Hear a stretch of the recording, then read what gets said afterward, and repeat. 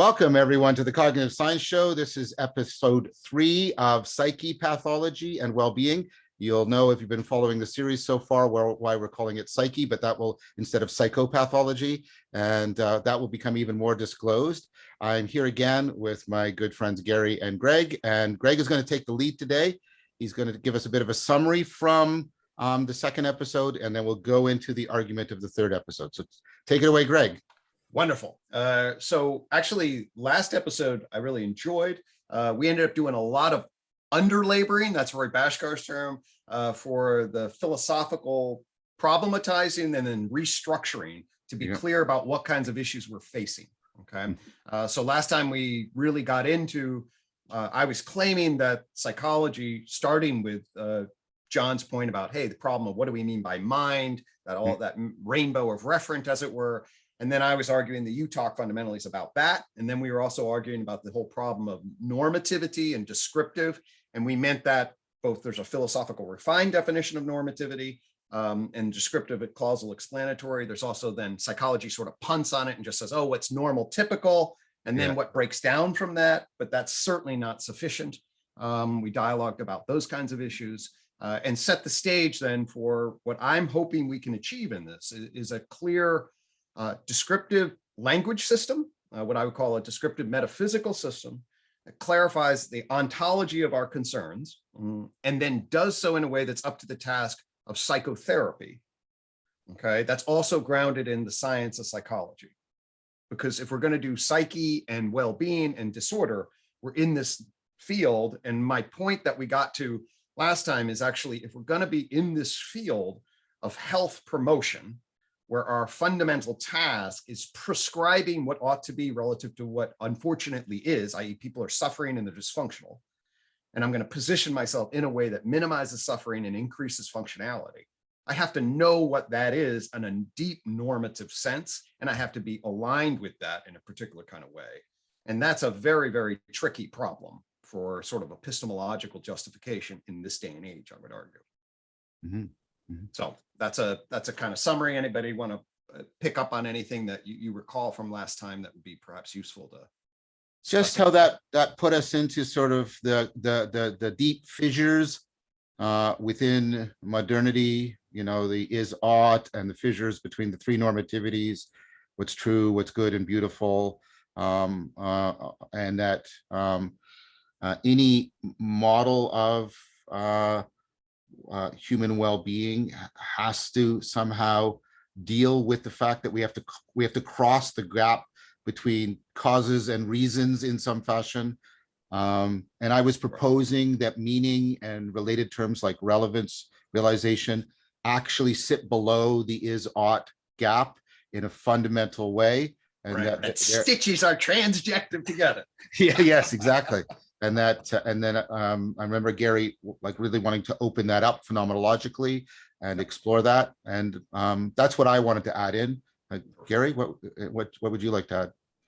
Yeah, and just to situate that back into the broader problem or historical problem formulation of how the problems of normativity and all these things that we've been talking about might have like a very strong link to the historical situation, out of which the mind-body problem itself arose. So in some sense, this might be a kind of version of the mind-body problem that we're trying to tackle. Yes. Which might be a helpful way to frame it as well.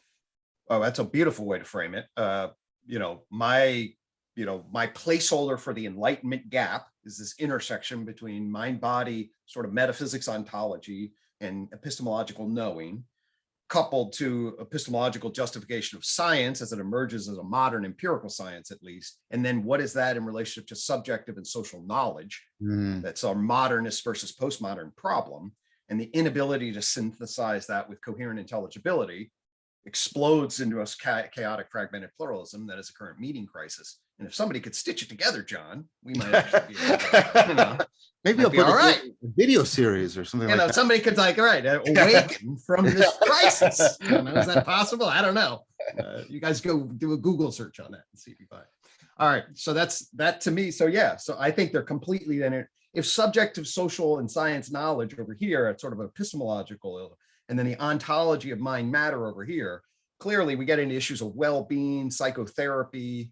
What the hell are we talking about in relationship to, it's a tangled mass. We're going to have a lot of confusion. Just to add one more thing about Gary's point that I wanted to make explicit, and I didn't last time, was this sort of mind-body, and you see this classically in Descartes, the mind-body problem is also an identity problem for the individual, and it's also the problem of other minds, right? And so we have to think of the fragmentation isn't just sort of a mind-body, which is enough to be of a fragmentation, but it's also your inability to have a coherent identity is seriously undermined, and then your ability to pick up on other minds is also deeply problematized by this framework, and all of that undermines any stable framework of intelligibility from which you could justify your psychotherapeutic practices. Totally. Exactly. And you talk fundamentally is then situated to address that problem, afford a descriptive metaphysics and ontology that clarifies, and then a meta-theory that clarifies descriptively the phenomena, and then meta-theoretically stitches together causal explanatory frameworks. And now that it's merged with recursive relevance realization, especially a meta theory of cognition, that affords that. So that's the setup. Let me then talk about, so after I built the unified theory, which basically says, hey, if you take this tree of knowledge system, gives you descriptive metaphysics, and then behavioral investment theory, which is a meta theory that allows us to go from living organisms into mental animals, and basically says the nervous system evolves as a path recognition of behavioral investment for the whole, which now I can specify as actually a recursive relevance realization structure to find that path. Okay. And then we get an animal that's moving around in a complex active body in a sensory motor looping system. And then that animal moves, in our lineage at least, up through the vertebrates into the mammals. Okay. And I will argue that it's going then from valence qualia into a global neuronal workspace that is actually simulating behavioral investments across a path and gives rise to an inner mind's eye that we can then pretty well document empirically. Then you evolve that into a primate system that has much more self-other agent arena implications, and our hominid primate system then fuses our attachment structures like in parent, our competitive dominant structures, and our cooperative structures in an influence matrix arena that tracks with lots of participatory delicacy the self-other processes of engagement, okay? And then affords a self-other we space, implicit intuitive we space, that is going to allow us to hunt together, it's going to allow us to music together, it's going to allow us to do radically different intersubjective shared attention intention structures 500,000 years ago. That's the build. So now we're a unique kind of primate that's in building an implicit intersubjective coordinated structure. Okay. And then ultimately, then we're going to get a symbolic tagging, and then finally propositional semantic syntactical structure. And then that gives rise to truth claims, and that gives rise to questions. Then we get question answer dynamics and an explosion of justification problems and the culture person plane of existence. Could I add in one thing, Greg, that I found really important to what you said? I'm saying this because I was reading with Dan Chiappi, Mercer and Sperber's The Enigma of Reason, and I know the book. Yes, and I just want to again talk about Gregg's precedence and provenance for the idea of the justification hypothesis. And I also wanted to point out that he has a better evolutionary explanation for it, which is this, I think, astoundingly, it's one of those ideas that is so familiar to you, but you forget its profundity, which is language may have originally evolved for enhanced communication, but what it does is represent a huge epistemic shift, because now people have access to our minds in a way that we did not before. We have a new powerful problem of vulnerability that has to be addressed, right? So there's a massive increase in both degree and kind of access to people's minds, and that is a new problem, and therefore it requires new mechanisms and new processes. I think this is one of Gregg's brilliant insights. It's not in Sperber and Mercier, by the way. They just talk vaguely about reputation management or stuff like that, whereas Gregg says, no, look, this is an epistemic, even in some sense, an ontological difference, because there is now a new state of vulnerability for these organisms. And I just wanted to flag that because I think it's brilliant and I think it's important. Wonderful. Totally. I appreciate that. And it was the first key insight that led to UTOC itself. So it's in 1996 this happens. And basically it affords a very clear reverse engineering dynamic on the ego self persona relation. Yes. So it basically says the ego now is faced with this task. And if you're wondering, what are you actually saying it affords? So you remember when you were kids, you're like, how do you know that the red you experience is the red I experience, right? Everybody's had that kind of, well, that's the container of what I would call mind to subjective experience, okay? But you're having the entire conversation, your propositional thoughts go right through your head. Yes. Without changing at all. You can't get your experiences, your perspectival experiences can't get out. But the head, and not only does it get out, it gets out with the exact same informational content. Yes. You know, and I have people just imagine it. So you imagine yourself saying a conversation and then just say it privately, okay? And then say it out loud. It's the same goddamn sentence. It lives in your head and it lives out here in the same information. So that shows you how it just flows through your skin completely.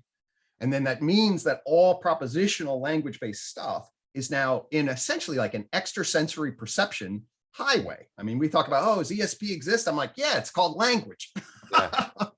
It's like, yeah, we get our thoughts right into each other. Super easy in a way that animals, you know, they certainly communicate intensely, but it's a radically different kind of issue. Yeah, well, I was just going to say, think about trying to pick up on the mental states of a non-human organism, or even, because I remember this, you know, when you're raising a small child before they have language, and you're just saying, "I wish you could speak. Why are you crying? Why? What do you want? What hurts? Tell me what hurts." Exactly. So, and then as you tell, then of course now you ask, does that really matter? And people are actually, hey, does it really matter? So I'll ask you, you know, I do the liar experiment. It's like, that's the Jim Carrey show where all of a sudden every thought that's privately in you is broadcast to every individual. Yeah. Okay. That's now, if you didn't have a filter, everyone could see every thought you have. And how many of us are comfortable with that state? Okay. If that immediately is like, oh my God, I'd be totally naked, embarrassed, and horrified. Well, then you actually have a public-private filter that's regulating a hell of a lot of very important information, right? That just tells you right there, it's like, no, that would not be good. Yeah. Everybody knew every thought I had. So anyway, that's the dynamic. And what that shows is that we have a primate, mammal, animal structure, okay? What I used to call the experiential self, but with John's help, I really now differentiated in these various domains as I get clarity about the evolution of recursive relevance realization across stage.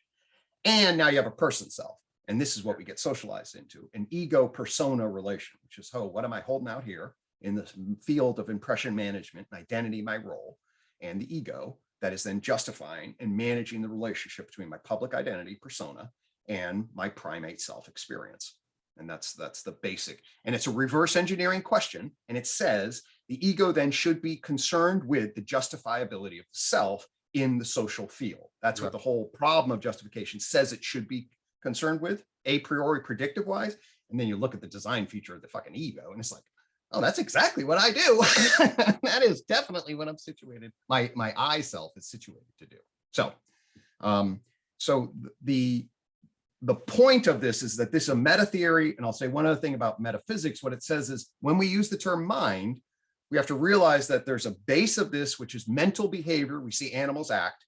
There's a brain nervous system, neurocognitive system that's regulating that. So that's one definition of mind. There's the emergence of experience. I call that mind 1A on the inside, mind 1B between the animal in the environment. A on the inside, that's the neurocognitive stuff within the nervous system. Then it emerges as a somehow hard problem of consciousness, emerges as a subjective epistemological portal or experience of being. That's your mind's eye, subjective conscious experience being, which is contained and only observable through the first person. And then we get this, that's mind 2. And then we get a mind 3 space, which is the justifier on top of mind 2, the private one, mind 3A inside of you, and mind 3B, what you would produce in a transcript, okay? And if that's the case, now what we've done is we've taken all those reference that John laid out, and everybody has all these different of mind, and be like, oh, there are epistemological reference from the inside and outside, and then there are ontological layers. And then we need to actually have specification about what is our onto-epistemological referent. Mind one, A or B, mind two in the inside, mind three, A or B. And now we can actually have a much more specified descriptive metaphysics of the ontology of the mental. Could you please just go over mind? So let me try to reiterate what I heard, and if you could please fill in the gaps for me, because Sure. So mind one is the sort of pure raw experiential sense of I. No, I misspoke then. No, mind one. So this is coming at it from a science perspective. Okay. And then the best way to, I would say, is think evolutionarily. All right. Mind one is what emerges in totality at the Cambrian explosion. Yeah. Okay. And so what happens at the Cambrian explosion, you get jellyfish with distributed neural networks. They get planaria worms, basically bilateral creatures that are actually moving. This is before the Cambrian explosion, 520 million years ago. Then there's this unbelievable 30 million year period where we go from essentially worm-like creatures on the one hand of it, all the way up to intense crab-like creatures running around engaged in predation. Okay. Now they have complex, active, segmented bodies. They have fused their sensory and motor nervous systems together in a centralized location of the brain. They engage in coordinated singularity. Yeah. The behavior is what the behaviorists mean when they say behavior. That's the shit you observe the animal doing. Okay. But that's a bad word because everything behaves. Yeah. It's mental behavior. It's a particular type of sensory motor looping that produces a functional effect. That's actually mind. Motor. The sensory motor level is mind one. Yeah. Yes, exactly. Okay, and I don't mean, we don't know when the conscious experience of being actually emerges, because that's still quite mysterious at the sort of the ontological mechanism level. Sentience, exactly. It's mine too. Although a little bit of advertisement, Gregg and I do our very, very best to close that gap as much as possible in Untangling the World Knot, where we tackle that problem of consciousness. Exactly. So if you want to see that, we're not dodging that question. We've addressed it, but what was it, 13 episodes or something, Gregg? Yeah, at least. We can't recapitulate all of that argument right here. But it's actually pretty simple. Okay. Here we at least box in the basis as far as I'm concerned. What we argue, what I think we're totally together on this, is when you get pretty early movement as the whole, complex segment, the system has got to approach and avoid. Okay. That's the fundamental. It's a behavioral investment system that's recursively relevance realization, moves towards the good and away from the bad. Okay. If we then say that's the fundamental task and we look at phenomenology, I think you can argue for many good reasons, and we're not the only people to make this, that the base of this is sentience. The base of sentience is pleasure, pain. Right. Pleasure and pain serve broadcast functions to the entire system. That's good, do more. Actively expend pleasure. That is bad, get away. Either shut it down or run away, okay? And so we argue that the base of qualia will be valence qualia. Okay, these distributed broadcasts that tie sensory motor stuff together in a basic broadcast function that organize movement toward or away. Notice how that's giving you like it platforms the very possibility of a kind of here-ness, a now-ness, things fitting together. There's a global togetherness of that relevance realization. Exactly, and that creates the adverbial framing. So there's an adverbial framing and has a weak adjectival framing initially. It's just this felt sense, okay? And how differentiated is pleasure, pain? You can kind of nail it and you have its little features. But then the felt sense of the screen of the adjectival, especially if we now take global neuron workspace and just jump up to mammals, okay? Now we can say actually the here-ness, now-ness, togetherness then frames a sensory perceptual awareness screen function that gives us adjectival qualia, which is like when we open our eyes and are aware and see a red apple in front of us. Now that's been collected and organized to aspectualize a particular frame. So now you have a adverbial adjectival mind's eye, as it were. Could I ask about the adjectival sense or the adjectival qualia?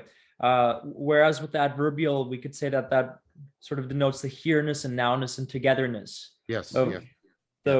Of what's being presenced. Could we also say that the adjectival quality refer to the how-ness of it all, or what?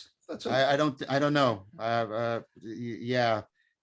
It's more the whatness, maybe. I mean, it's like it's the adjectival refers to the properties Yeah. of the thing that we're modeling and whether it's good or bad. So there's redness in good, okay? So that for me, and John obviously jump in, but for me, here-ness, now-ness, and togetherness, the adverbial framing is the binding process that is then going to yoke the agent arena relationship together and collect essentially a witness function portal. John, you want to jump in on that? Yeah, I just want to say about the adjectival. Note what disappears in the pure consciousness event is all, right? It's all propositional conceptual content. All the adjectival qualia go away. The adverbial qualia remain, the here-ness, the now-ness, the togetherness, and the valence qualia, because there's a general sense often of kind of bliss or diffuse goodness in that. So it tells you what is necessary and sufficient for consciousness. And I don't think if I gave you just disconnected adjectival blips that had no valence and were not bound together in a here-ness and a now-ness and a togetherness, that would constitute consciousness. So what we do is we give a principled argument for bracketing the importance of adjectival qualia and saying, well, we can't explain those, but we shouldn't hold all of our epistemology and ontology hostage to them because they're neither necessary nor sufficient for consciousness itself. And so that's how we sort of bracket and reduce the hard problem. Is that Exactly. fair enough, Greg?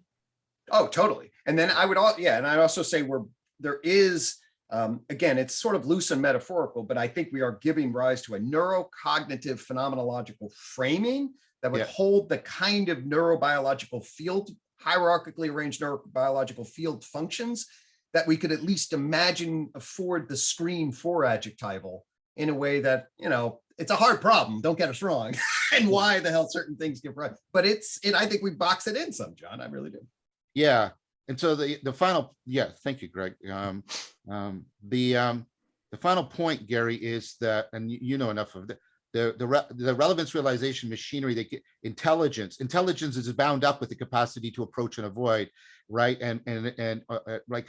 So relevance realization can give you the basics of the valence qualia, right? At least some core aspect of it. They can give you the adverbial qualia, so we can get a lot of the bridging there of some of the we can bridge quite a bit of the hard problem and bracket the hardest part of the hard problem and reduce the way that notice what we're not doing. We're not claiming to solve it, but we're removing its claim to hold our epistemology and ontology hostage. And that's all the move we need right here for this argument. Totally. Mm-hmm, mm-hmm. We're actually going to even use it more than that, I'm going to argue, because actually what this is actually setting the stage for, I'm going to make the case that the fundamental subject matter of psychotherapy is the psyche. Yes. Okay.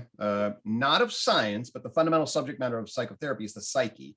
And actually what we are arguing for is a phylogenetic, ontogenetic, functional container system, an understandable container system that sets the stage to place every unique individual idiosyncratic psyche. Yes. And then that is what I deal with when somebody comes in the clinic room. And the psyche then is going to be that reference. So well said. Yeah. And if we afford a behavioral, scientific, nomethetic framing that can then place the psyche that does justice to the psyche itself rather than like eliminate it. Well, now we're not only saying we're being held hostage, we actually can jump over to a humanistic enterprise, a normative humanistic enterprise, and demonstrate the utility and complementarity of this. And when we remember that the language game of science essentially is, by virtue of the rules it plays, blind to the subjective idiographic qualia variable. Right. Okay, meaning it says, well, just don't pay attention to that. Okay, now we can flip over to a humanistic enterprise that pays attention to it, gives it justice in its own terms, and then connects with consilience back and forth. Now we've done more than just been like, oh, we don't hostage by it. We're actually now have a scientific humanistic coin frame, two sides of a coin frame that actually may, really box it in and be like, we might have better start to deal with this hard problem of the psyche. So is it like what we're trying to do is find a way to make sense of and explicate the ways in which adverbial and perhaps adjectival, but more primarily adverbial qualia factor into subjectivity and psychotherapy? Yes, actually, let me flip this around for a second, okay? And see if I can come from a different angle and then watch this thing get tied up, okay? So I really want to move in this direction anyway, because we're advertising psyche and well-being, okay? Yeah. And now I just want to tell a story then of me and well-being, all right? And then we're going to come back and show what I did with well-being, and then go back to your question, Gary, and basically be like, okay, we built this thing from this complicated scientific, philosophical, ontological argument. All right, now I'm going to come back. I'm going to look at the concept of well-being, give you an almost silly, obvious answer about what well-being is. And then I'm going to drop that context in here and we'll connect them. See if that works. Okay. Yeah, go ahead, John. And I would like, when Greg does that. Anyway, No. Yeah, no, I want to do that. Greg, I want you to do that. I'm just saying at some point, this is a request. And this is also addressed to Gary. I think the adverbial qualia and the relevance realization machinery and the valence qualia give us a way of talking about meaning that, again, gets us to the touch point between the is and the ought. And I think that is the main move that we're making. And so say if psychotherapy is about meaning, you can bring in all this functional stuff, but then you can slot it towards the idiosyncratic specificity of the existential meaning of a unique individual. Beautiful. Yes, that we're going to have the architecture do all that by this thing. And so if I set up this background and then hand this back over to you, then you fill in, stitch that stuff together, and then we flip it back around. I think we're going to get a pretty cool picture of this thing. So please take it away, okay, Greg. So yeah, so let me just ask you guys, when you think of the term well-being, okay, what are some of the things just come to mind that would be constitutive of this concept? Like what goes into this concept? A yoga mat. Yeah, I'm kidding. The yoga mat itself is well-being. Hey, that's I published on this, so I'll say what I published with Leo. We talked about the 3M dimension, meaning, mastery, and morality. A good life. So well-being is understood as a way of being that affords a good life. So that's the functional definition. You have well-being if the way of being affords a good life, and a good life gives you mastery, not in the sense of political dominance, but your agency is effective within the arena of the world. Morality, obviously, your life, and this ties to your work, Greg, on this dimension at least, but certainly on the other ones, right? Your life is morally justified, even morally admirable. You're virtuous in some fashion, and then meaningful. There are all the dimensions that go into meaning in life. And if those of you who have been following my work, I've been trying to unpack this notion tremendously, and I've just said I think it plays a pivotal role. So Leo Ferraro and I talked about those three dimensions of mastery, morality, and meaning as the constitutive dimensions of the good life, and then well-being is the way of being that we can most rationally claim is most reliable for affording a good life. That's what well-being is. You could say, excellent. Here's good reasons for claiming this way of being is highly reliable for realizing these three dimensions in an optimal fashion. Love it. Gary? Now I'm curious how my answer actually factors in with that. And maybe it's a matter of that's a positive approach to well-being. It's an attempt at giving a positive answer to what well-being is. And I think I'm inclined to give a negative answer by pointing to what it's not. And then actually, this is a distinction you start with in your cognitive science of wisdom chapter with Leo, I think. Yes. Right. Yeah. So I would say that one way that I tend to approach the question of well-being is by pointing to I think at one of the central things that well-being is not as a life that's organized around self-deception. So it's extremely difficult not only to not lie to yourself, but to even tell when you're lying to yourself or being dishonest.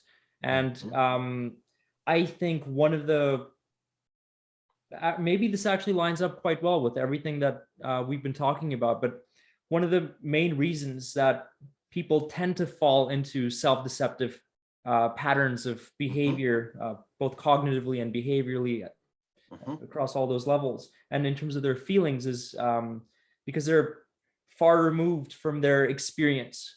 I think at least from in my experience, it boils down to a problem of description again, which going back to that example, description by whom? Description by a person or by description oneself. Okay. By oneself.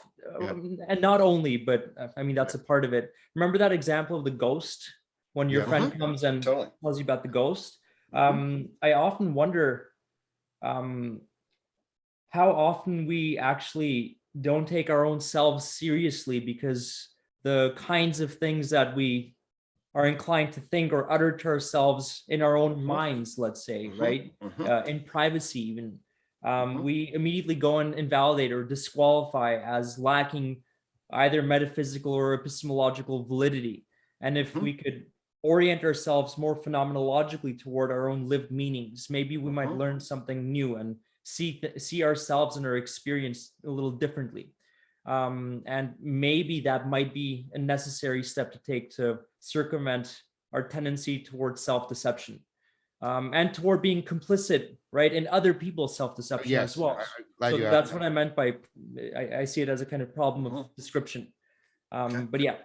Could I just reply to that then? Because that's, since you brought up the wisdom thing, that was precisely it. We saw wisdom as dealing the way in which self-deception undermines meaning, it undermines morality, and it undermines agency, mastery. And that's why wisdom is the ability to overcome self-deception's ability to erode the 3 dimensions, and it also enhances the optimization of the 3 dimensions. So I think what you're saying fits very much with what I'm saying. I mean, so I think, and I say this, I think wisdom is not optional for well-being, right? Good. Nice. Wonderful. Okay, so you guys are giving that a more functional and normative, and I mean that in a philosophical sense, Aristotelian kind of sense, okay? And this falls under what would become a eudaimonic approach, at least in the psychological literature, to thinking about well-being.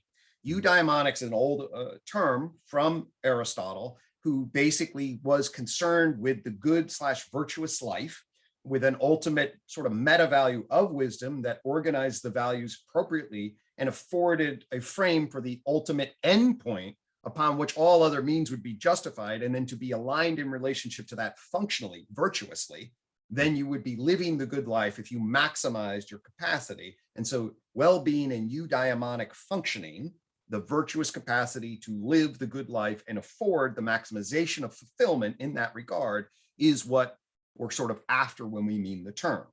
Okay.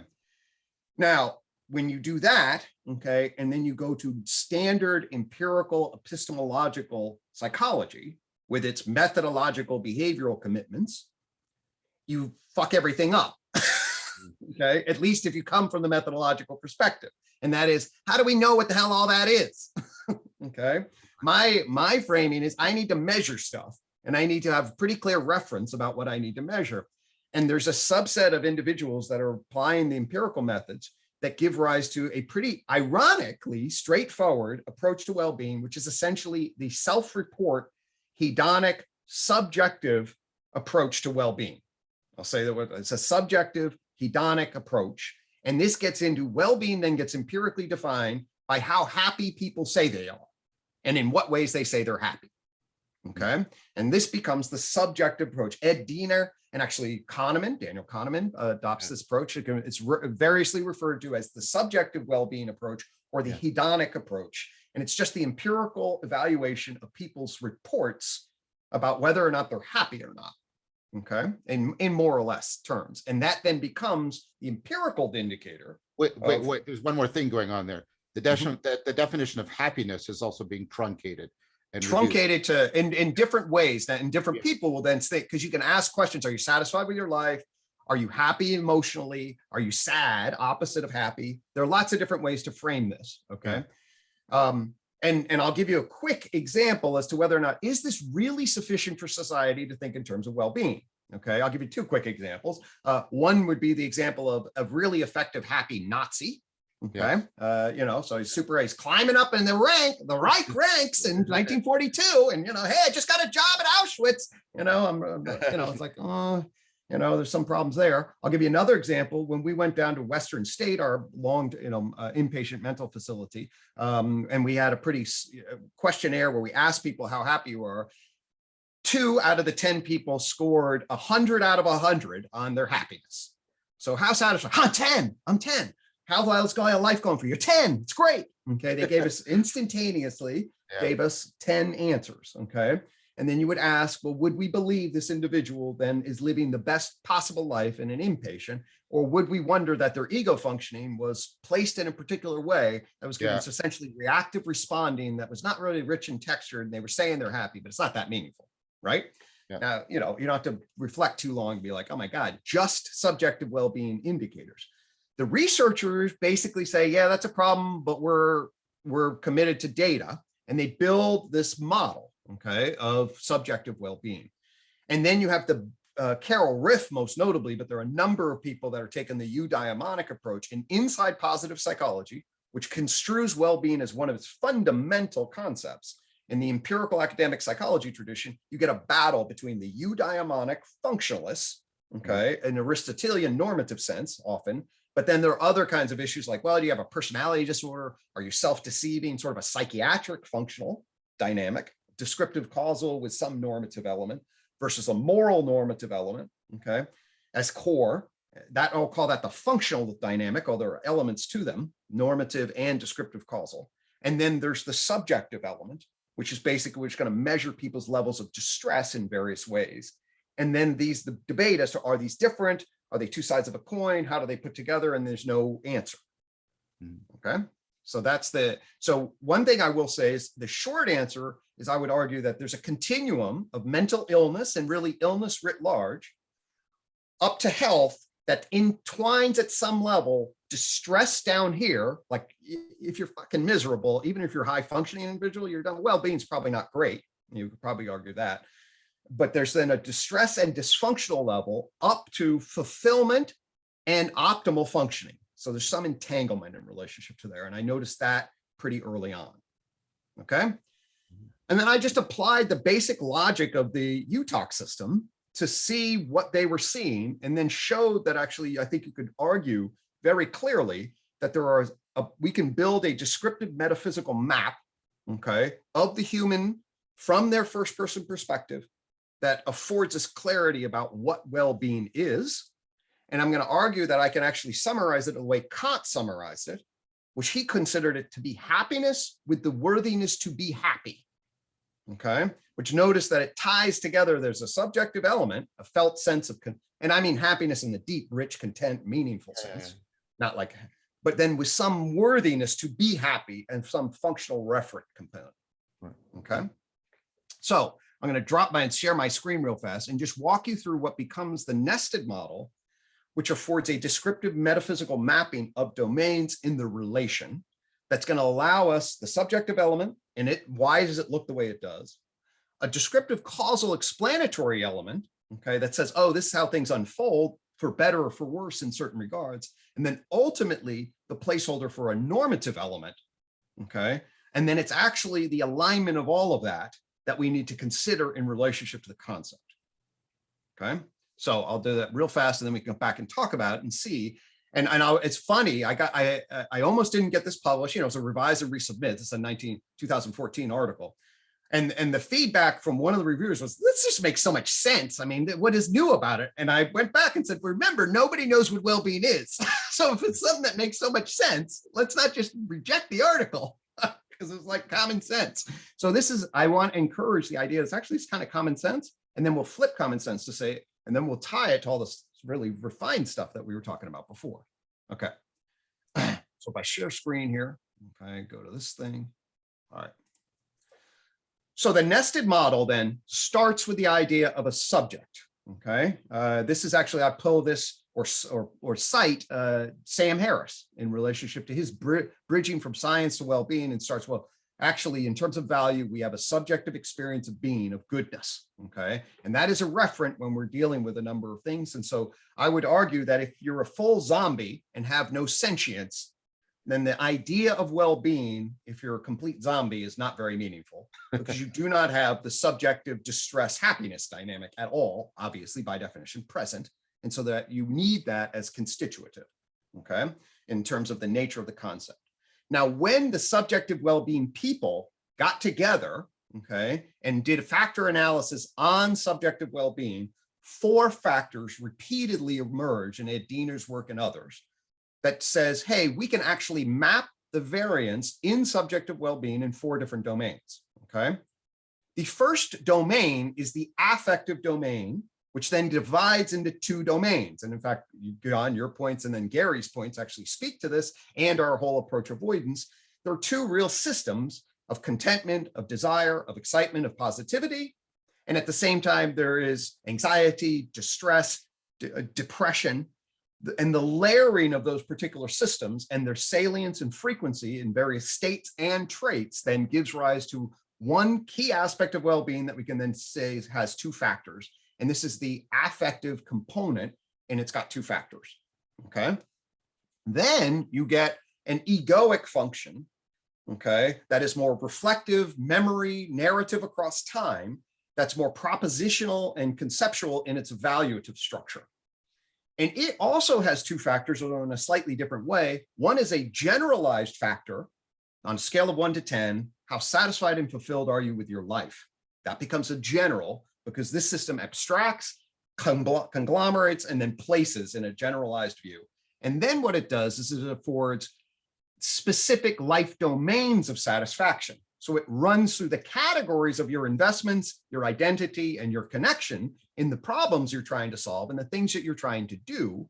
And then that gives rise to a whole nother set of components. So you get a generalized life satisfaction from the regular evaluator or reflector, the ego, I, justifier, on top of a self that's feeling positive and negative, but then that splits into domains, okay? So the 4 domains that the subjective well-being people find are the affective, positive, negative, and then the evaluative, general, and specific. And what I'm showing you here is an example of a way in which that would then look from the inside. So at the core here, you have positive relative to negative, which I would say your core of your primate self, because it's engaged in perspectival, affective, overall evaluation. Then you have a meaningful life satisfaction justifier that lives at the person level. And then you wonder about how you're doing across specific life domains, like your occupant. Hey, how's grad school going, Gary? Okay. And then, oh, you got trauma loss, you got spirit, and people will divide these specific domains up in different ways. But this is the factor analysis map of the felt subjective experience of being of that, you know, sort of what I'd say at the idiographic level, the psyche, its own evaluative process. Does that make sense? Is the life satisfaction, well, I'm trying to ask what you're asking people. Are you asking them how much their goals in these domains have been met? Like what are they using to give a value to this? That's a great question. And I think most of the people would say is that you have capacities for abstract summative functions that will be influenced by lots of different things like recent events and memories and moods. It's not a precise thing, but if you, the actual descriptive data criterion most often is a particular kind of question that puts on 1 to 10, tell me your overall life satisfaction. That's essentially what people are responding to. And there is a factor analysis that you can generalize that say, hey, this accounts for certain kinds of variance. Right. Does that make sense? So people are doing just some sort of inner grok. An inner grok of how you're doing. And that's pretty reliable and pretty clear. People can do that. Hey, how you doing on a scale of 1 to 10? And you can kind of summarize. Now, what's happened recently and recent memory events and those kinds of things will get weighted and then things will change. It's not like it's like a systematic updated, you know, thing. If it's raining outside, people find that your overall life satisfaction. Well, that's what I wanted to ask. You know, I wanted to ask how contingently variable it is. Like if I ask Tom this in the morning and I ask him in the same day in the evening, are the numbers skewed? And then the numbers are skewed with, you know, like with so much, the numbers are, in my estimation, and again, you you would want somebody that's a lot more like refined and to give a detailed answer at exactly what level and what does it actually mean. Yeah.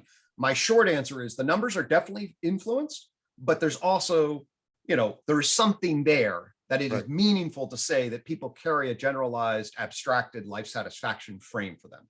So there's some range of stable replication is what you're saying. Totally. Exactly. Yeah. And folks can just think about this in terms of their own life. If you were to every week, you're able to say, hey, okay, my life's an 8 and 8 and 8 every Friday. And then, oh shit, I went through this hell period and that's a 3 and a 4, and they would be clustered. After my dad died, this happened and blah, blah, blah. And then I got the divorce and then everything went good. And people will be able to identify that. There's a reliable, valid, generalized function of life reflective evaluation. And then clearly also very specific things. Anybody that's gone through, an academic catastrophe or work catastrophe, or, and then had a trauma, got raped or something, and all of a sudden this carries a particular dimension of influence that spreads, but it also has some containment within that domain. Right. So the 4 things, positive, negative, you sit on a primate positive, negative affective system that's doing both state and trait stuff. You have a generalized egoic function, and then you have a specific domain egoic function. And that is the way they map your subjective well-being, okay? And indeed, from a psychological perspective, from a psychotherapeutic perspective, when I ask, hey, what brings you in and how are you feeling? This is actually pretty congruent with, here's my overall life. How do I feel about that? Here, tell me about these domains of your existence and how you feel about each one of them. In fact, I encourage people to, take this little wheel of well-being and look at the psyche of the individual across from them through it. So you start to ask questions about these particular domains and get a map of what they're experiencing from that first person perspective. So one more question, Greg. To what degree has this been tested cross-culturally? Pretty good. I would certainly say the 4 domains hold. Yeah. This exploded and is pretty well confirmed as of, say, when I was really researching this in 2014, and there was be enough robustness, at least in terms of my read of this cross-culturally, that this would be not something that'd be too vulnerable to a replication crisis or things like that. Okay. Whether they would add certain elements or weaken them, but I felt like it was a pretty robust model. You already said don't get tied to the particular pie chart because you said different researchers cut it up. I was asking about the 4 domains. I think the 4 domains have a pretty robust framing for them that's available. Great. And they certainly sit with my experience as a clinician, and they sit with my model of what the psyche is going to be tracking for its own evaluative structure. So the basic idea here would be that the psyche needs to have some kind of internal metric for determining how well it's doing. Totally. And John, all of our elusive I stuff, basically now you're carrying around a default mode network of what's relevant for the self across time, and then referencing how things are going. And this is just a collection of that, basically. Yeah, exactly. That's exactly where I wanted to map it. This looks like it maps onto self-relevance in a very powerful way. Exactly. And I would say, we can then slice that in 2 different ways. There's this intuitive, perspectival, primate kind of felt sense of how things are going, and then the narrative sense on top of that. And, we can get into dual processing models or whatever, but that's basically a way to frame it. And that pops, at least in terms of variance, accounted for from a subjective well-being research perspective. Right. Okay. But of course, as we talked about with a person that came up to me and gave themselves 10s out of 10s, that simple presentation of an egoic and say I'm happy kind of presentation is not what we want to end our life with. The empiricists might be okay with that, but those of us like theorists and philosophers are not happy with that at all. And we want to contextualize that psyche in a system, okay? And what this basically says, the outer blue line is that I'm going to conceptualize that system as an agent, all right? So now that psyche sits inside of a complex adaptive dynamic network, okay? That is an organism on the one hand, okay? And that's the outer layer here. So you're an organismic body, okay? And then when you think about the organismic body, we're going to basically be like, when you go to see a physician, what do they actually care about? They ask you if you're in pain, right? And then they see how are you doing in relation, and what are they actually seeing how you're doing? The biophysiological organization of cellular structure into organ system structure, into holistic system structure, given where you are developmentally and your age range, et cetera, to evaluate the functionality of your biophysiological structure. The outer rim of the blue line then represents that. And then the inner rim represents the developmental psychological functioning, okay? I'm just gonna throw some terms out here, but basically what this represents is me as a psychological doctor tracking your adaptive structure, okay? And then thinking about whether or not you are organized in a particular way from a psychological functioning perspective. So for example, Gary, if we are concerned with personality disorder functioning, how much self-deception, attachment issues, and confusion about affect, given historical trauma, are we actually looking at here as the ego reports stuff? You know, what are the defensive mechanisms of activation that the self is not going to be able to report on? What I'm throwing up here are 5 different terms that come from the 6th wheel of development, the 6th key idea in the matrix. And these are just reflective of large domains of the psychological organization. And actually they stem out of the 5th, which are the domains of adaptation.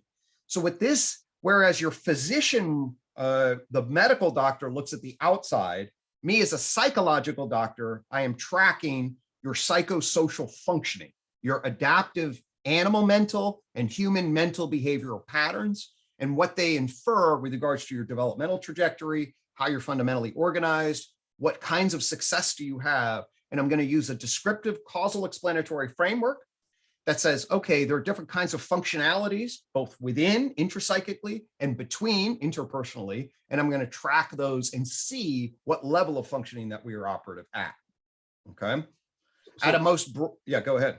So I'm just trying to track the normativity. So it sounds like the good in the purple core is feeling good. Yep. Right. And then the next ring, and the organismic ring that has a mental and living layering to it, a life and mind layer, to use like an Evan Thompson frame, if you want. So this is adapting well. This is something like being a very good problem solver within the environment or niche that the organism is within. Something like that. Very much so. Exactly. Okay. And you can apply a very simple model of what's called Wakefield, Jerome Wakefield, for disease, a harmful dysfunction model.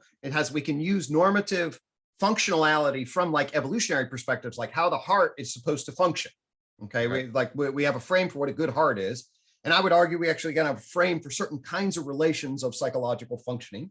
Okay, certainly we could know, for example, that if somebody starts to exhibit real memory problems, so that they cannot transfer short-term into long-term memory, we got a dementia functional problem in terms of that would fall under like cognitive ability sets. That would basically be like, oh, we have a cognitive functional problem here. The person can't remember. Okay, yeah. That would be an example of a psychological doctor making an assessment of a functionality, which obviously if you can't remember short to long-term instantiation, your adaptive capacities are dramatically reduced. So that makes a lot of sense. So what I wanted to pick up on was I can understand identity traits, absence of psychopathology and abilities being functionally described and understood. I think I know what you're going to say, but I could also anticipate pushback from people saying, but why are values and virtues put in that functional domain? Certainly those are relative to culture, moral systems, history, etc., things like that. And that's going to show up exactly here. Okay, that point.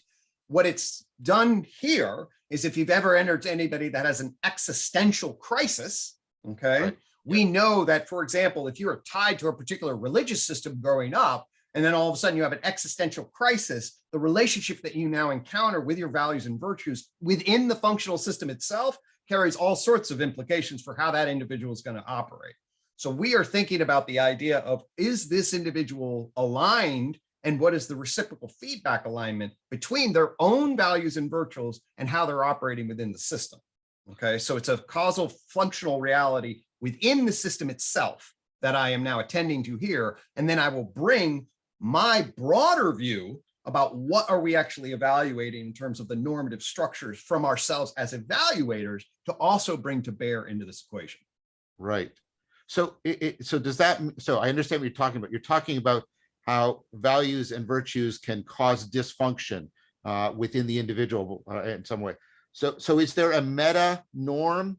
I'm thinking of Plato here. Is there a meta norm at this level of something like the individual is seeking sort of the optimal harmonization of all of its functionality, something like that? Well, that's exactly where we're headed. Okay. So, but we're just not there yet because I haven't layered out all of the stuff yet. But ultimately, if you think about happiness with the worthiness to be happy, ultimately the intelligibility of the whole thing at least backs up into that resonance, which then creates that particular kind of. Right. But I was trying to map that onto a functional model because of the idea that to the degree to which our different functions are acting at cross purpose, regardless of the content of those functions, we are undermining agency. So the degree to which we are uncoordinated in a functional sense, we are disintegrating as an agent. And regardless of the content, that carries with it, a negative content that carries with it. And I'm going to say that there's a way in which we can interpret the word worthy or legitimate to actually then say, yes, you are hitting your worthiness in that dysfunctional intersection, meaning they're diminishing the worthiness to be happy in particular ways. Okay. So, I mean, that's a twist on the word and the meaning, but I think you can, if I'm trying to pack everything into that sentence, there's a causal explanatory functionality aspect to it. And then there's a normative virtue aspect to it. And we can tie worthiness to both of those, actually. That sounds right, because I think there's a difference between sort of a constitutive requirement for agency and then being able to morally evaluate. Like it could be possible for an individual, for example, to be harmoniously functioning, but engaged in sort of trivial products throughout their trivial interactions throughout they have deep inner peace and they're not doing anything immoral as they endlessly collect their porcelain cows for 60 years, right? And that's a life that, so I see what you're trying to do with worthiness. You're trying to bridge between that internal functional harmony and then some valuation about whether or not the function is directed towards a greater good or something like that. Is that how I'm under? Okay. That's 100%. And I'm actually gonna punt on what the answer is and only basically give you the shell of the variables that then say these are the variables you're going to wrestle with to generate an answer. Okay. In other words, I'm not going to necessarily, I have my own answer. I don't know that there will be the answer. The nested model tries to tell you these are the class variables that you're going to have to wrestle with if you're actually going to get an answer that's up to the task. Okay. So the first thing is the subjective experience. Now you nest that in an agent. The agent has a living dimension, biophysiological dimension. It's got an animal, mental, and then human person justifying dimension if we're talking about a human. Okay. And then that agent exists. There's your biophysical functioning. Okay. That agent then exists in an environment. Yeah. Okay. It sits situated in an environment, and we can specify, if we're now talking with human well-being, we could specify that environmental context as having biophysiological material aspects to it, and then sociocultural role relational aspects to it. Yes. Okay. So I'm now going to situate yourself in a physical environment. Hey, if all of a sudden a toxin's released, okay, in one of our apartments, that would be bad. In a pretty quick environment at a biophysiological level, you can go down, right? Okay. So we're going to then situate what available resources do we have for our needs and functionality. We have to consider as humans that make and surround ourselves with technology, what's available, what is technology doing to us? We, of course, have many people arguing we have a massive crisis in kinds of ways in which technology are integrating with our development. There are financial, given the structure of flow of resources now that are mediated by economic structures. There's also then the social role context. What's your identity as a persona? How are you received in that regard? Are you a member of majority, minority population? What are your particular interpersonal relations? Did your parents love you? Do you grow up in an attachment system? You have a best friend? You have a romantic partner? How does that feed back on your sense? And then in your structure of normative value, how are you arranged in relationship to your own values and virtues? And how are you then situated and what is legitimized in that context? Okay. So now we have a subject that's situated as in tide of its organismic and psychological mental agency. And then that's then situated inside of environment that has material and social features at various levels of organization. And for well-being to work, you have to have an agent arena transjective developmental relation. Okay, we're not seeing it as a slice of time. We're seeing things in relationship to dynamic, interactive, iterative, recursive processes of agent arena relations. Right.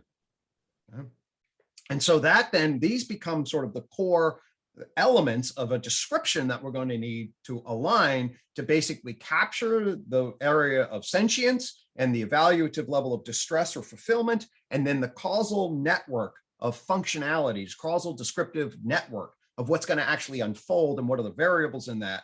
And then finally, this gets into put that on time and development, so you have the transactive developmental view. And then finally, we then situate that inside a normative reference, because the nature of well-being itself, I will argue, the whole work that the concept does is exactly what both of you said, in the sense that it organizes ourselves on some kind of optimal normative structure, so that the evaluator is going to be bringing to bear some ought dimension. This is what's normatively good. The nature of being well is going to bring for the conceptual evaluator, and then that's going to depend on the generalized notions, metaphysical, ontological, epistemological structure of the evaluator and his or her axiological commitments. So you get a worldview and you get fundamental values about good and bad, good and evil, optimal, less than optimal. And those then have to be then included. This is why well-being descriptively is a prescriptive concept. The argument is the nature of the concept to be utilized has to be prescriptive. And that's a descriptive claim, at least in terms of just its functional utility and the ways in which it's going to play itself out in a language game. Okay.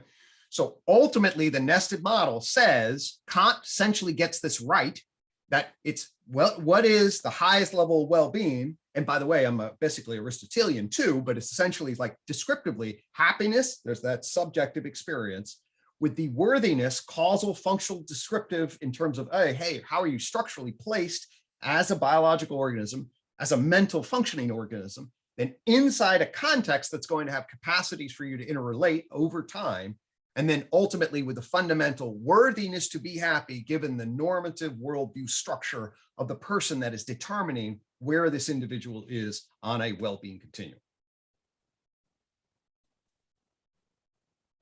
So that's a descriptive metaphysical map of the variable domains that need to go into the concept of well-being to afford us clarity about what we mean. Can we jump on that? Did you want to add anything, or can we jump That's on that? That's That's the summary of the nested model in a nutshell. Amazing. Sorry, I know you just unshared your screen, but I can we pull it keep back the model up. up just for a few course. moments. So I really like this, actually. Part of what I'm seeing here is that at any given point in time, when I'm interacting with the person, especially in the clinic room, all these different layers and aspects of each of these layers are implicated at some point or another. And if I were to even, I guess, paraphrase some of this language and try to approach it from an existential sort of perspective, I see the very first circle, right? The purple subjective well-being one. That's essentially their descriptions of what's going on. Totally. And what's counting as relevant in as it relates to their sense of well-being, their own self-evaluations. Yes. What is it that brings you here? Well, I have these persistent problems in my relationships and I don't know what's happening. Help me figure it out. Okay.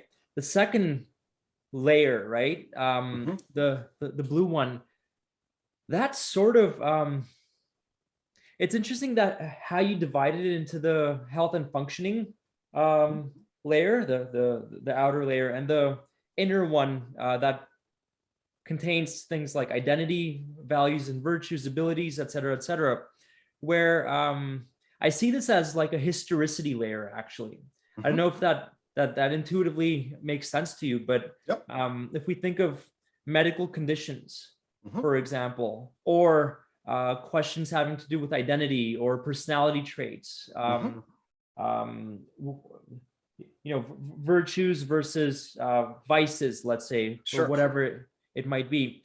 That ends up situating, or maybe not situating, but giving a kind of structured sense of what the person's general tendencies might be. So the kinds of things you would expect them to do in certain contexts or not. So someone who's high on extroversion, for example, you might expect that in certain contexts where there's uncertainty and they feel safe enough, they'll be very likely to approach, right? So it's the approach machinery that'll take over. And that's really a historicity dimension. And then you've got the outer layers of, so the yellow one, which is broader context. So that's like the embeddedness aspect of 4E cognitive science. This is the way that I'm seeing. We're embedded not just in a physical context, but a meaningful context, right? Totally. Of social, cultural values, things like that. And then at the very edge of it, that maybe that's the one that I'm trying to grapple with most. Because to articulate and explicate what goes into the red layer, I think that's red. Yep, no, that's red. Right? It's red. Listen, for me, it's red. Okay, cool. It's very hard for you to see what I'm seeing, but I'm telling you, it is red in my experience. So I'll take your word in good faith.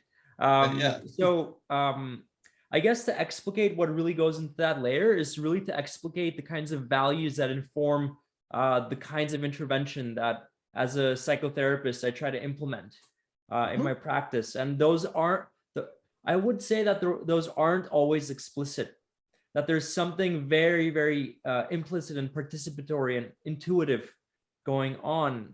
And so that's the one that for me has like most of the question marks around it.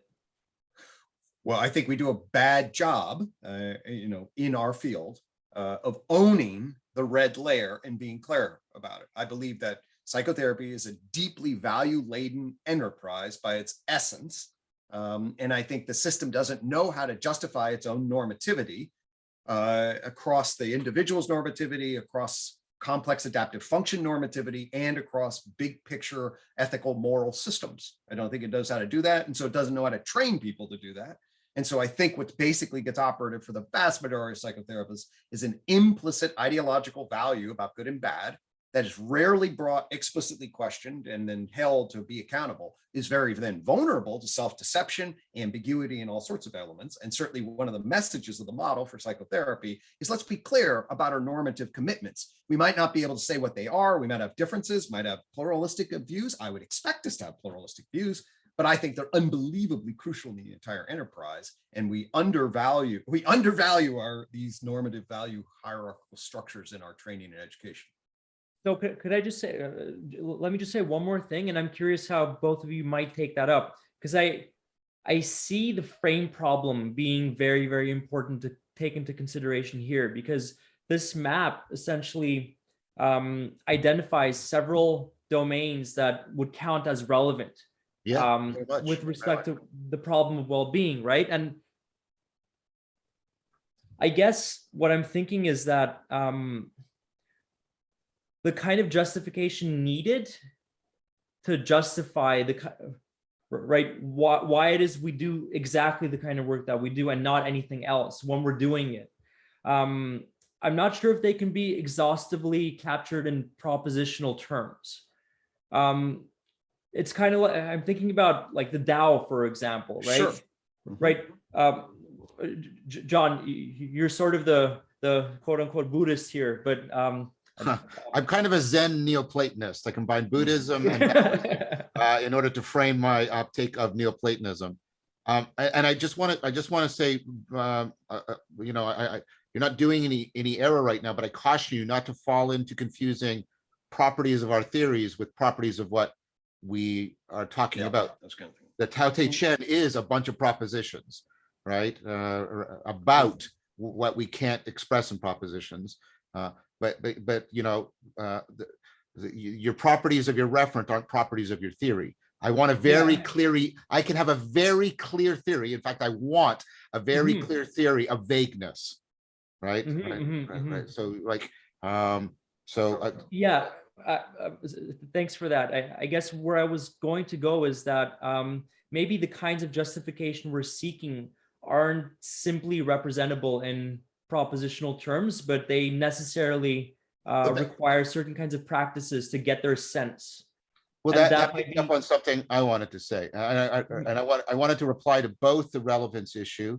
I follow Shanahan in calling it the relevance issue because the frame problem was broken into two separate problems, representing time with a logic, which is largely solved, largely by Shanahan, and that what remains is what the philosophers had always called the frame problem, the relevance problem. But this is a way of not pissing off the computer science people who will yell at you and say, but the frame problem has been solved. And they mean what, but Shanahan, who is part of the solution, actually very clearly distinguishes. And I think as you move towards the core of the concentric circles, I think you're moving towards an emphasis on self-relevance.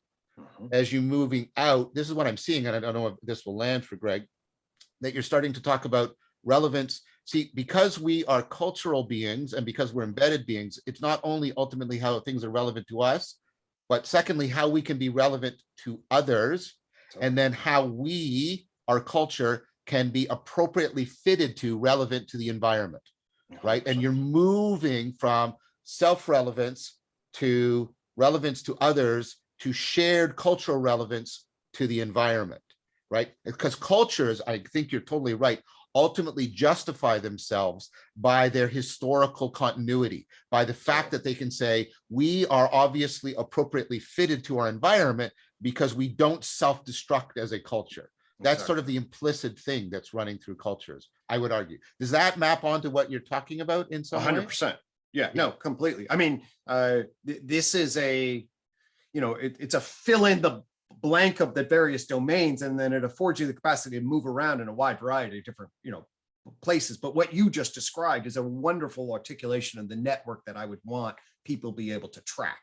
Yeah, and the thing is, we have meta corrective relations between these, right? So we can challenge self-relevance in terms of other relevance, and vice versa. We can challenge other relevance in terms of self-relevance, and we can challenge all of those in terms of we relevance, of how we are relevant to the world, like the we world relevance, exactly, kind of thing. And one of the things that I deeply struggled with and saw as fundamentally underdeveloped, this gets both Gary and your points, is okay, I'm a psychological doctor. This gets into, I think I mentioned the whole point about somebody comes in and has anxiety about raping people, and I'm like, I'm not going to help you with that.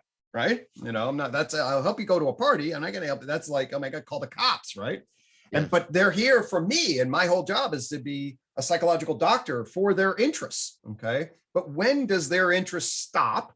And my interest as a member of society, my interest as a psychologist, my connection to the larger web of moral goodness relative to their positionality, and my own ideographic beliefs and my then beliefs as an ethical psychologist that's then nested in an institution.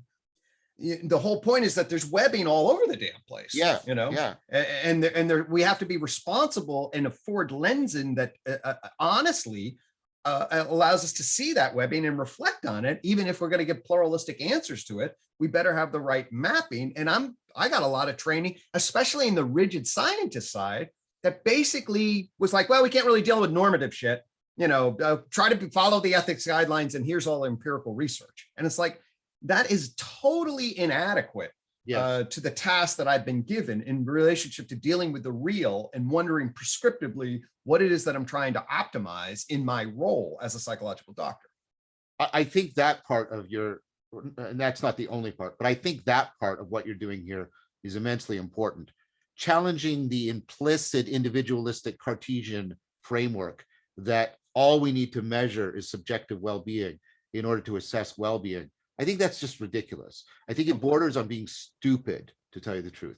And maybe that's why your challenge of it seemed so obvious to the reviewer, but that doesn't mean that what you're not doing is exactly relevant.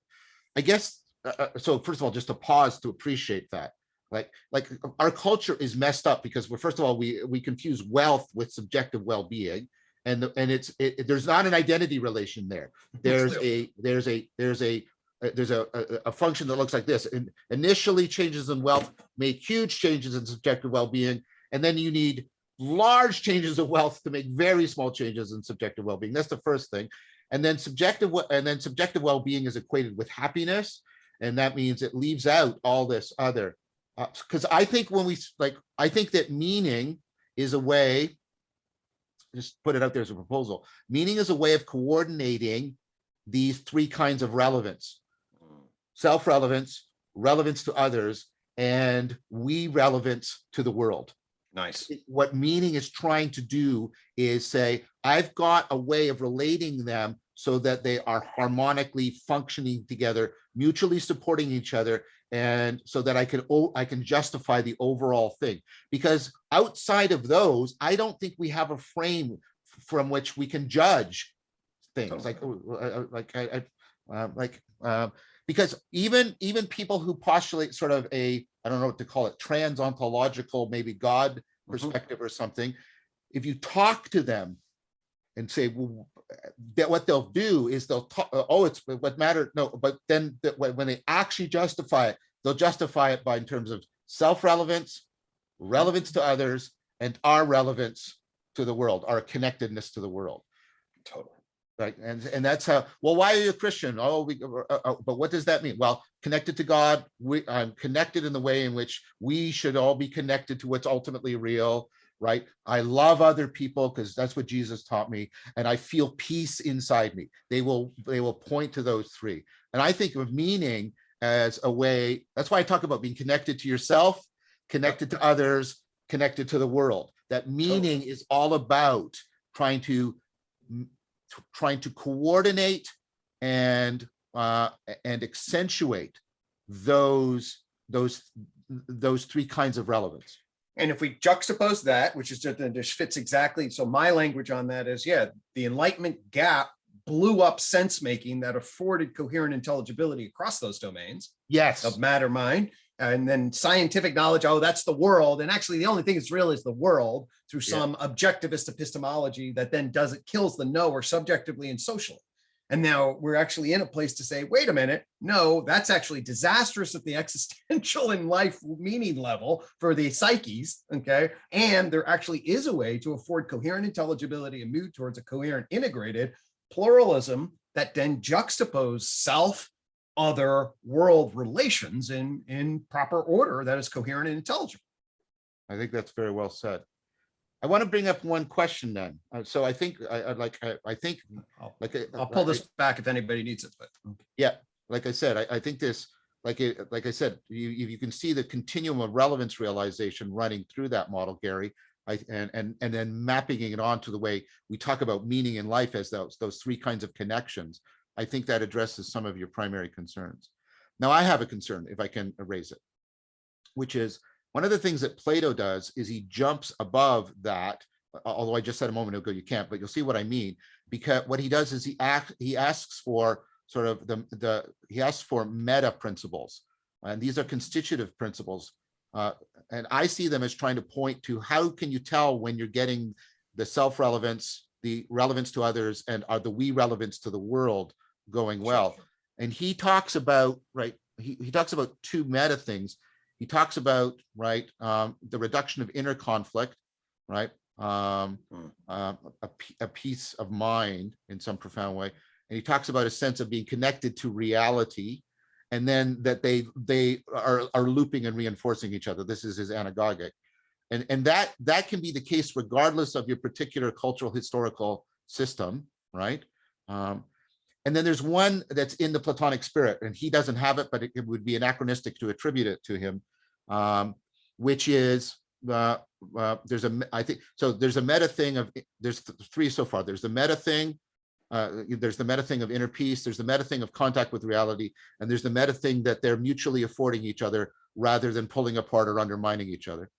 So those are the three that come clearly from Plato. And then in the Platonic spirit, I think you can make clear arguments for why meaning, meaning in life, how do I want to put it? Because we have to reproduce, we ultimately have to be willing to sacrifice the subjective well-being for our connectedness to others and our connectedness to the world. And so that is why this is one of the things that's always bothered me about the subjective well-being people, is they can't explain why people have kids, which is a Darwinian thing, because you know what takes a huge hit in your subjective well-being? Like on every of those measurable things you put up there, have a kid. All of those will go down dramatically. Well, why do people do it? Because given the right context, they need to reproduce, right? We have an inbuilt capacity to sacrifice subjective well-being in order to be properly connected to others and to the world, because that's what reproduction requires. It requires that I'm at least connected to one other person, and that the we of us is situated in an environment in which children are viable. So that's a fourth meta I see running through these, and that for that reason, I think those are properly universals. And that makes this a pluralistic model rather than a relativistic model. Pluralistic model says that our universals running through the variations, whereas the relativistic model says, no, each variation is encapsulated and incommensurable with the others. So I can agree essentially with all of that. I'll offer some thoughts. Certainly, Gary, obviously, you want to chime in. I divide sort of moral, ethical value claims into three broad categories. And this is going to relate directly to what you're saying. So there's some moral views that afford a moral absolutist view. Okay, this is like a Star Wars ontology. Inside the universe, there's good and evil, the light and dark forces. They exist like electromagnetism, and many ontologies live this way. Many religious ontologies live this way. That's what I call moral absolutism. It has nothing to do with anybody's evaluation. It's being in proper touch with the actual ontological structure of the universe. I'm not a moral absolutist in that way. But I'm not a relativist either, meaning that they're saying that everything is contextually situated, imminently historical, and then the variable are always going to be either just subjectively, recursively defined, or only evaluative in the context of what they are construed. I'm a universalist, which is basically what you said, and that is that through transjective development, we can see crystal clear that there are universalist tendencies to evaluate certain states as valued states of being. You can pragmatically judge those in relationship to other states from a universalist kind of position, and that is transcultural. Yes. And the evidence for those kinds of things and is like transhistorical. And transhistorical. And you can look yeah. at it in relationship to the United Declaration of Human Rights. And this is what I did with my own red layer, and this gets back to my own ultimate justification of being, that which enhances dignity, and that's the United Declaration of Rights, which then confers the justification of justice, which is absolutely essential for self, other, world, culture stuff. Well-being itself, which is basically the opportunity to be fulfillment, and then affording its integrity, which is honesty, coherence, and soundness in relation. And that's the World Health Organization and science, which are all, in terms of at least their basic values, can be argued to be trans-historical, trans-cultural, contextual, universalist, that humans everywhere, when given the free opportunity, say, yeah, those are good things, with enormous amount of reliability and consensual agreement. And the last thing I'll say, and then get back to, so I was, basically a neo-Aristotelian, and then John is yanking me to be a Neoplatonic person, and that's happening to me in terms of, as John knows and other people know, my own experience in this whole expansive pullback afforded what feels to be another layer from the big three of dignity, well-being, integrity. I developed the wisdom energy experience. And the wisdom energy experience felt more transcendent, both above, finding the ultimate pinnacle of wisdom across the three, and then really below, all the way back down to energy in terms of work, effort in a physics sense. And the experience of being is that my sort of energy information flow is metabolizing physical work energy into living work energy, into mental work energy, into cultural work energy, into the epitome of what would be wisdom at the hot of as above, so below. My justificatory system sort of like vaps out, and you're like, damn, this is all right. This is whatever's nirvana or chi or whatever the hell this is. That's what this, I think that's what this is. I'm there's some sort of beam of wisdom energy, and I'm loving it. So that's what happened. And so that's at least my experience in relationship to that. I think that's well said. So, what did Gary? What did you think, Gary, about? First of all, I replied to you, and then and Gregg did too. But also I raised a Platonic point, and then Gregg responded. What do you think about all of those moves? Yeah, I'm really trying to sit with it. I think what I'm thinking is, I think in both of your responses, there's if not an explicit emphasis, then an implicit tendency toward coherence, and like a movement toward coherence in terms of justifications and things like that. And I was trying to think up counterfactuals, actually, where and maybe this is self-defeating in a sense, but there's also a value in being able to tolerate uncertainty, especially since uncertainty to a degree is irreducible from experience. Sure. And so there's, at least for me, in an existential sense. I want to push back on that point right there. Right, you made a Hegelian move that I want to resist, which is coherence doesn't mean completeness. Right, the Platonic move is we are always lovers of wisdom, and we can be coherent lovers, which doesn't mean we have removed uncertainty from. So it's virtue in response to fate, and we acknowledge fate as beyond our capacity to be conquered by virtue, but nevertheless we have to be virtuous in our response to fate.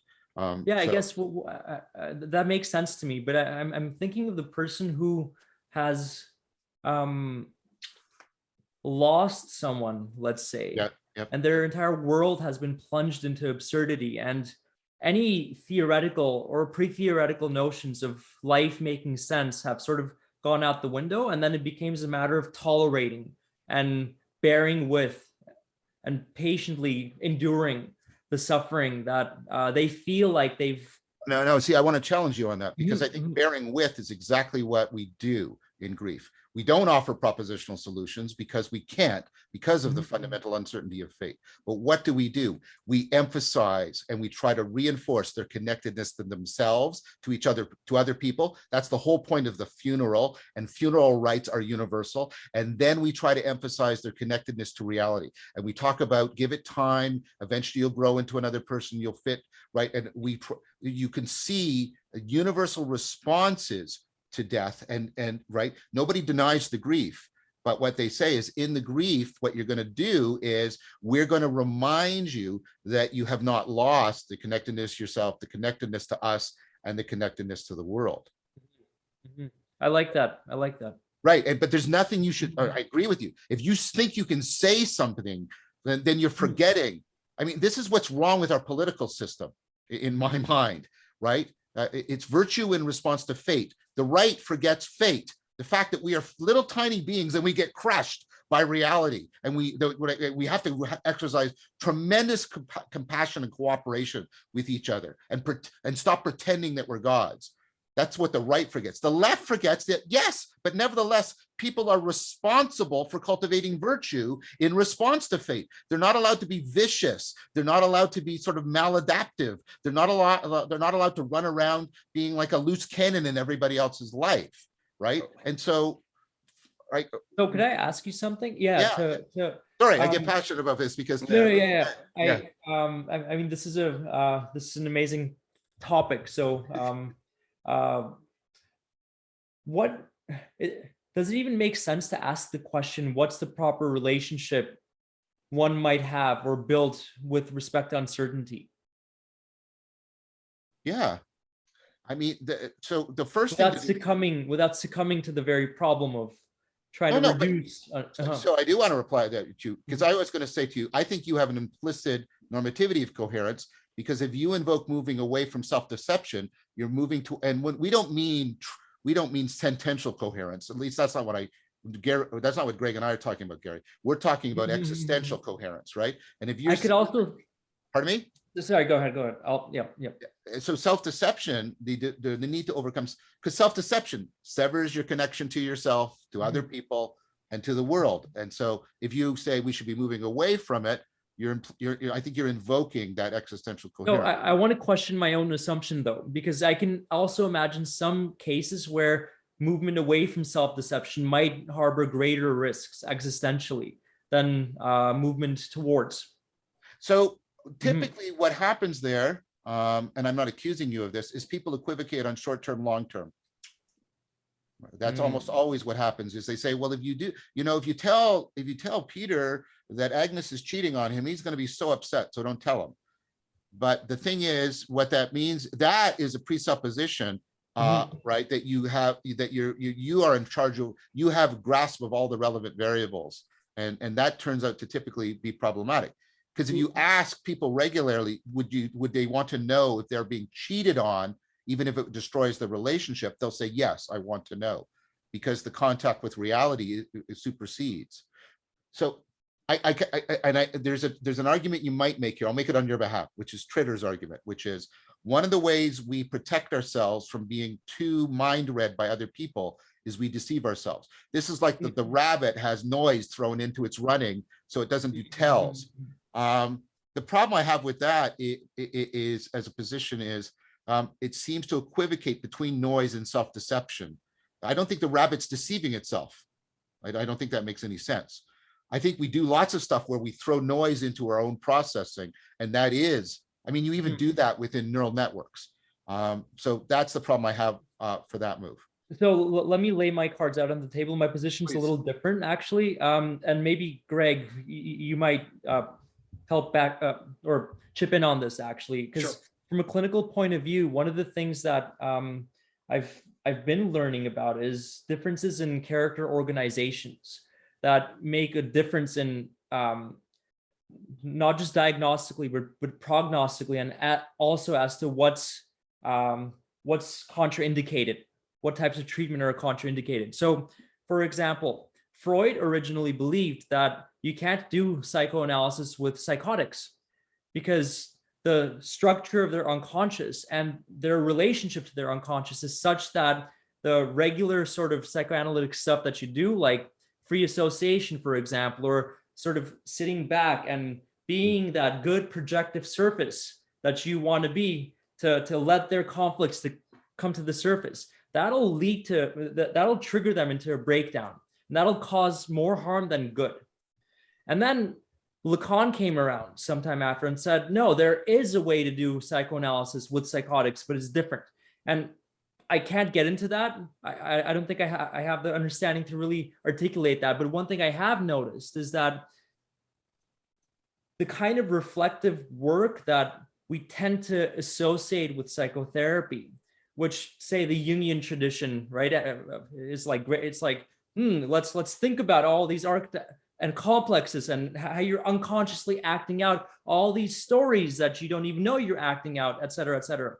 That might actually, in the literature, or in some of the literatures that I'm familiar with, at least, that kind of exploratory self-investigative work is actually contraindicated. And the emphasis is on doing that which will achieve a kind of psychic stability in the person, so that they don't lose their sense of self, so that it doesn't get disintegrated.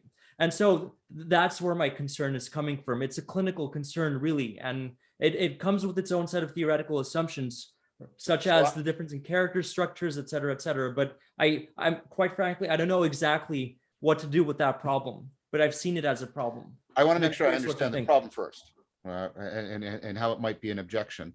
And we're getting too close to being over time, so we may.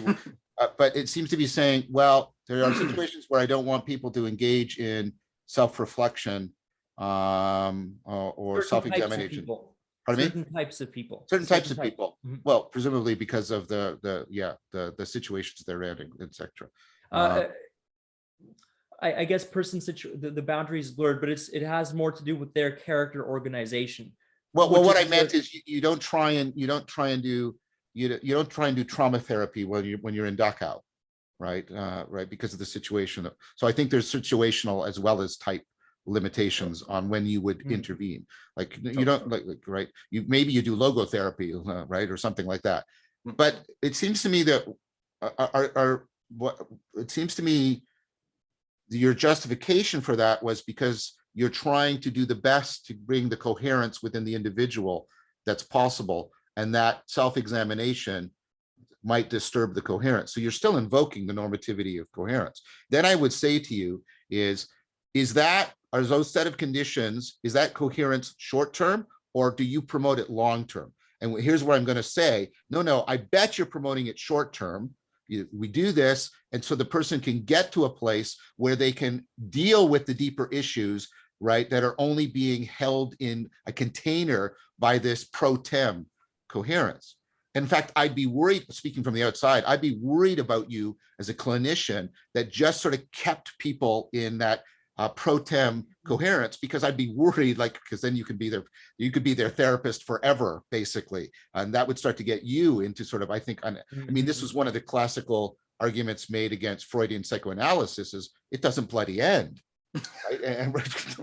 And at some point, 5 for 5, John, 5 days a week for 5 years. That's what I mean. Right. So I think you're still, my initial response is I still think you're invoking a coherence, and I still think you're invoking a pro-tem in order to afford the possibility of moving into a long-term coherence. Great. I like the sound of that. Yep. I understand. And I'm curious what Gregg. Well, there's just a wide variety of things that were thrown out. So there's lots of different possible threads. I'll pick up one thread, Gary. Certainly, as a psychological doctor, I'm running diagnostics on the various domains of this, of what I'm perceiving as human mental behavior from the outside, that then affords me the capacity to construct a character adaptation system. And then what you saw on the outside were the wheels or domains of development in which I'm now assessing as a psychological doctor.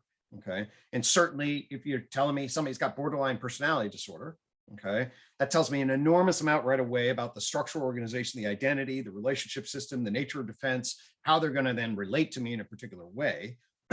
And the strategies that I would begin to emphasize a intrapsychic coherence versus a more solution focused element versus all sorts of different possible.